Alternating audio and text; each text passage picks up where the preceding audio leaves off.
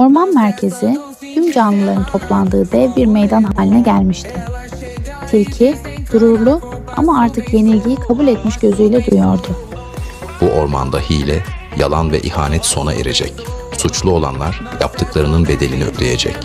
Herkesin yaptıkları hatanın bedelini ödeyeceklerini biliyordu. Tilki hafifçe sırıttı ama gözlerindeki eski gurur artık yoktu.